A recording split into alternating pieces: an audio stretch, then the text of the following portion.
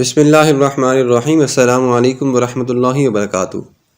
محترم سامعین، آج کی ہماری ویڈیو کا ٹاپک ہے سفید زخموں کے نشان۔ ایک مرتبہ امیر المومنین حضرت عمر فاروق رضی اللہ تعالیٰ عنہ کی نظر حضرت خباب رضی اللہ تعالیٰ عنہ کی پیٹھ پر گئی۔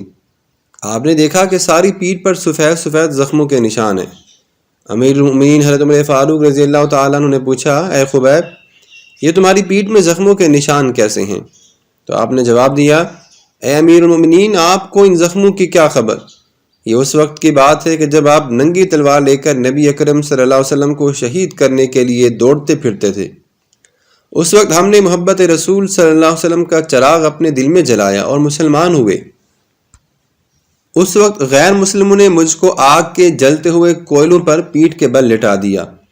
میری پیٹھ سے اتنی چربی پگھلی کہ کوئلے بجھ گئے اور میں گھنٹوں بے ہوش رہا، مگر رب کریم کی قسم مجھے جب بھی ہوش آیا تو سب سے پہلے زبان سے کلمہ لا الہ الا اللہ محمد الرسول اللہ نکلا۔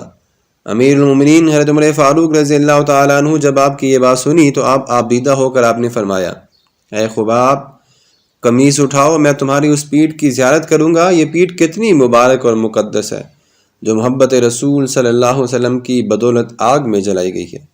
محترم سامعین، طبقات ابن سعد بحوالہ خباب بن الارت رضی اللہ تعالیٰ عنہ، آپ اندازہ کریں کہ اللہ کے جو ولی اللہ ہوتے ہیں، جو اللہ کے نقش قدم پر چلنے والے ہوتے ہیں، جنہیں رب کریم کی ذات پر بھروسہ ہوتا ہے، جو اپنے نبی کریم صلی اللہ علیہ وسلم کے دین کی خاطر قربانیاں دیتے ہیں اور اس میں آنے والی ہر مصیبت پر صبر کرتے ہیں، اللہ تبارک و تعالیٰ تو ایسے ہی لوگوں کو پسند فرماتے ہیں۔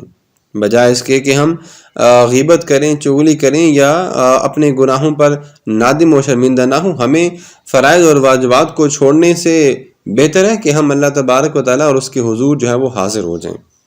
اللہ تبارک و تعالیٰ ہم سب کو عمل کی توفیق عطا فرمائے۔